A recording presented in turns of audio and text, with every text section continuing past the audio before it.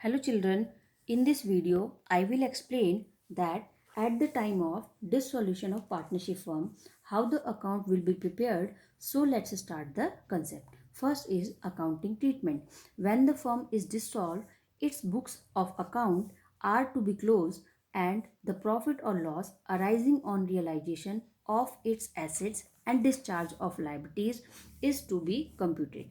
For this purpose, a realization account is prepared to ascertain that the net effect, profit or loss of realization of assets and payment of liabilities, which may be is transferred to partners' capital accounts in their profit sharing ratio. Hence, all assets other than cash in hand, bank balance, and fictitious asset, if any, and all external liabilities are transferred to this account. It also record it also records the sale of assets and payment of liabilities and realization expenses. The balance in this account is termed as profit or loss on realization, which is transferred to partners' capital account in their profit sharing ratio. So, when the firm has dissolved, if the firm has in losses, liabilities, over creditation, bank loans, in this situation, the firm has decided that it will be dissolved.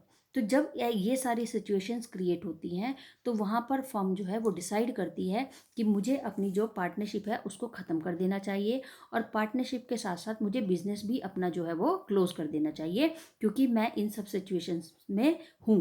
इसके बाद जब ऐसा होता है, its books of account are to be close.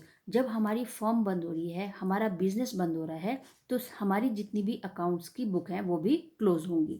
And the profit और loss arising on realisation of its assets and discharge of liabilities is to be computed. जब हम अपनी फर्म को बंद करेंगे, सपोज मेरा एक बिजनेस है, मेरा बिजनेस में मुझे बहुत सारे लॉस हो रहे हैं, मेरे ऊपर बहुत ज़्यादा बैंक लोन है, लाइबिलिटीज़ बढ़ रही हैं और मुझे अपना बिजनेस बंद करना है। तो क्या हम बिजनेस को बंद करेंगे? ठीक है, हमने डिसाइड कर लिया, उसके लिए हमने आपस में कंसर्न भी कर लिया अपने पार्टनर्स के साथ। तो क्या हम अपने बिजनेस को ऐसे ही ताला लगा करके चले जाएंगे? नहीं। हम क्या करेंगे, तो अब हमें अगर कुछ नया करना है, सपोज मुझे एक बिजनेस में लॉस हुआ, मुझे वो बिजनेस बंद करना है और दूसरा कोई बिजनेस वहाँ पर स्टार्ट करना है, तो दूसरे बिजनेस के लिए तो हमें पैसा चाहिए। तो इसका मतलब जो बिजनेस हम बंद कर रहे हैं उन बिजनेस के अंदर जो भी हमारी एसेट्स हैं, जैसे फर्नीचर है, मशीन है, इक्विपमेंट्स हैं, आपके बिल्डिंग है, तो इन सब एसेट्स को हम क्या करेंगे, रिलीज़ करेंगे। मतलब उन एसेट्स को हम बेचने की कोशिश करेंगे। जब हम उन एसेट्स को सेल करेंगे तो वहाँ से वो जो एसेट्स हैं वो कन्वर्ट हो जाएगी हमारी कैश। तो हमें कैश पैसा हमें मिल जाएगा, जिस कैश को हम फिर से क्या करेंगे, इन्वेस्ट करेंगे और नए बिजनेस को स्टार्ट करेंगे। लेकिन अगर सपोज हमारे पास अभी बिजनेस स्टार्ट करने के लिए, ठीक है, अगर मुझे बिजनेस को, जो मेरा बिजनेस है उसको बंद करने का रीज़न था कि मेरे ऊपर बहुत ज़्यादा ओवर लाइबिलिटीज़ थी, तो इसका मतलब मुझे अपनी जो लाइबिलिटीज़ है उनको पे करना है। उस लाइबिलिटीज़ को पे करने के लिए मुझे क्या करना पड़ेगा, पैसा चाहिए। तो उस पैसे को अरेंज हम कहाँ से करेंगे, जब हम अपनी एसेट्स को सोल्ड करेंगे। कल मैंने आपको लास्ट वीडियो में बताया था कि रियलाइजेशन में, जब हम रियलाइजेशन होता है eight the time of dissolution, कि जब डिसोल्यूशन हो रहा है तो उस टाइम पर हम अपनी सारी एसेट्स को रिलीज़ करेंगे, सोल्ड करेंगे, बेचेंगे और उससे जो भी पैसा इन कैश हमें मिलेगा, उस पैसे से हम अपनी जो क्रेडिटेशन है, जो हमारी लाइबिलिटीज़ हैं, हम उनको पे ऑफ करते चले जाएंगे।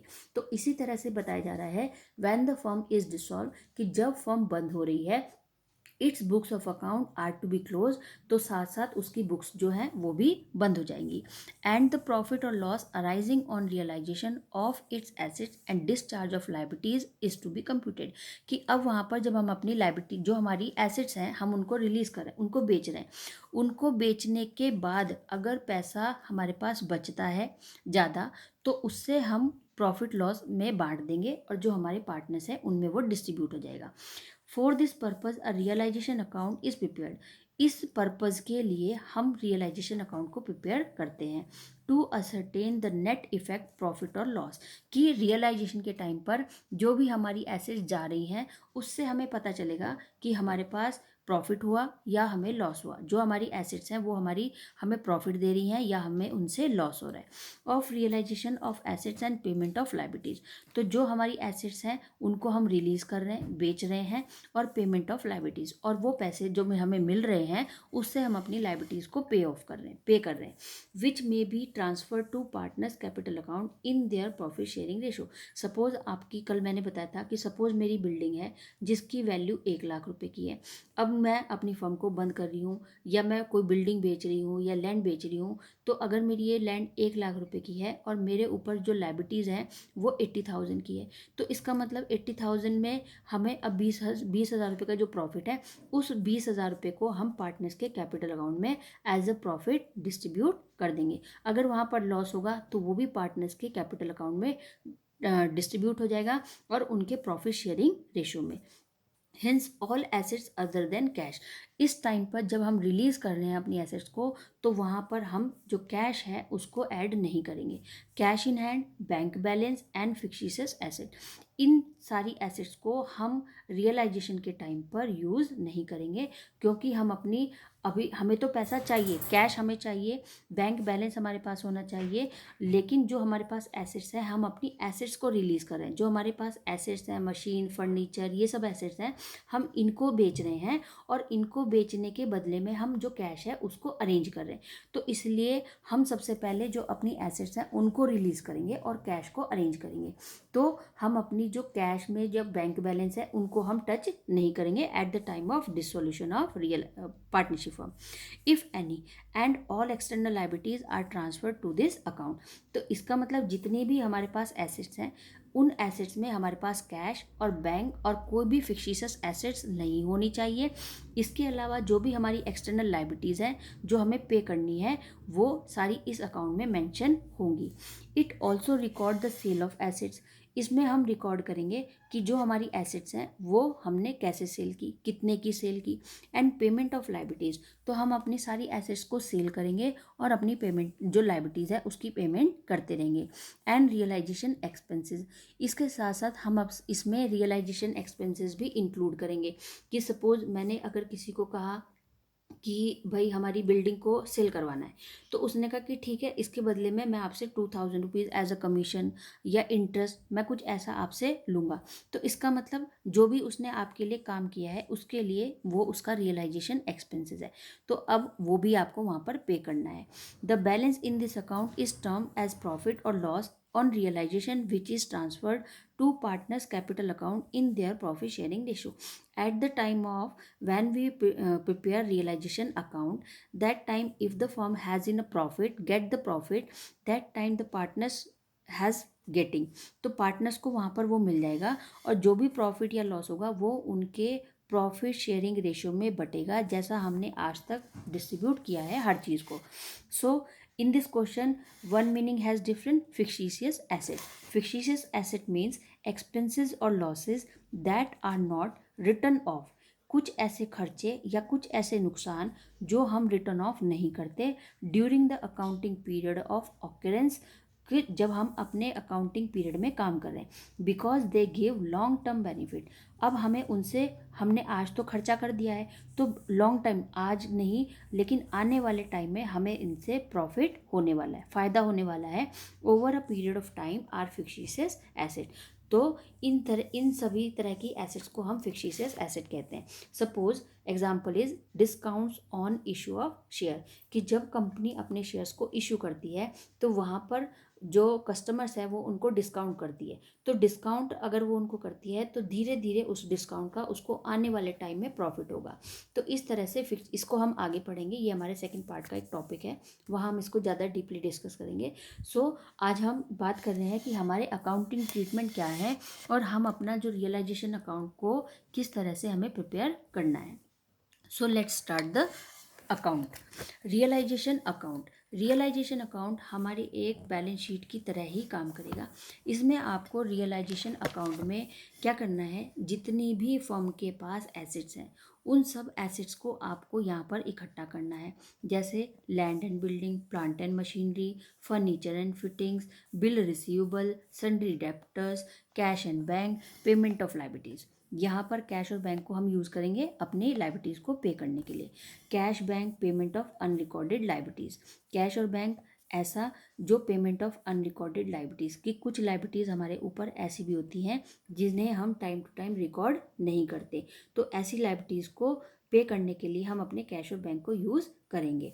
तो यहाँ पर next, partners capital account, liability assume by the partners, कि कुछ लाइबिलिटीज ऐसी होती हैं जो पार्टनर्स के कैपिटल अकाउंट में होती है, उन सबको हम लिखेंगे। प्रॉफिट, अगर इधर डिफरेंस आ रहा है, प्रॉफिट है तो profit transfer to partners capital account in their profit sharing ratio. Next is liabilities. Liabilities means sundry creditors, bills payable, bank OD, outstanding expenses, provision for doubtful debts, cash bank, sale of assets, partners capital account, assets taken by the partner, loss है तो transfer to partners capital account in their profit sharing ratio. This is the format. Next is, this is the example. Supriya and Monica are partners. इस question में सुप्रिया और Monica दो partner हैं। Who share profit in the ratio of 3:2। अब यहाँ पर दोनों अपना जो प्रॉफिट है उसको वो 3:2 के रेशियो से डिस्ट्रीब्यूट करते हैं, आपस में बांटते हैं। Following is the balance sheet as on March 31st, 2017। Balance sheet of Supriya and Monica as on March 31st, 2017. Liabilities are Supriya Capital, Monica Capital, Sundry Creditor, Reserve Fund. These are the liabilities. Assets, cash and bank 40,500, stock 7,500, sundry debtors 21,500, less provision for doubtful debts already has less 500. So now the sundry debtors 21,000. Fixed assets 36,500. The firm has dissolved on March 31st, 2017. तो यहाँ पर जो firm है वो बंद हो रही है। डेप्टर्स रिलीज, फर्म जो है बंद हो रही है, और बंद होने के साथ साथ close the books of the firm with the following information. और इन सब इन्फॉर्मेशन के साथ जो फर्म है वो अपनी जो बुक्स हैं उनको भी क्लोज कर रही है।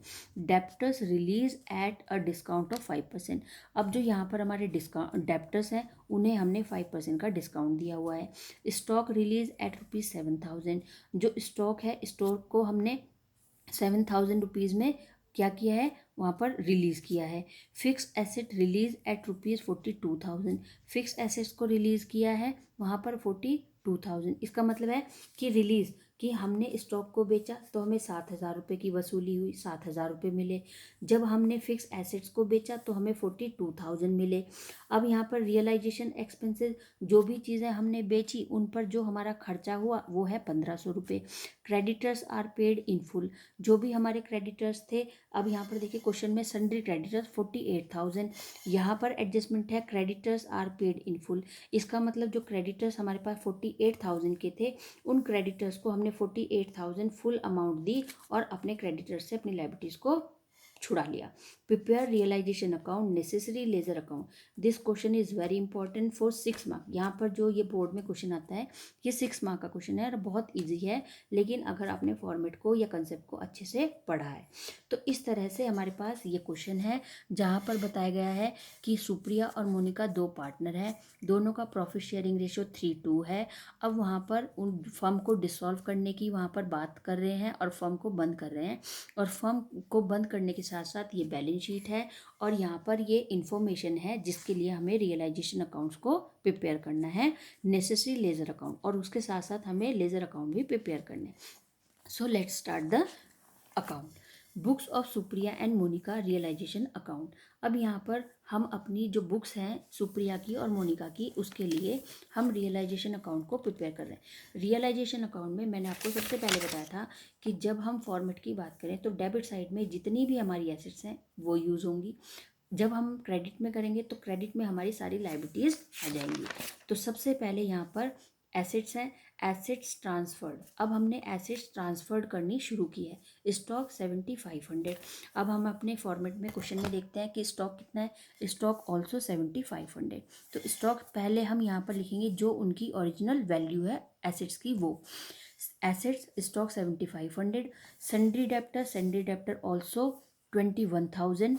21,500, तो 21,500 का हमारा डेप्टर।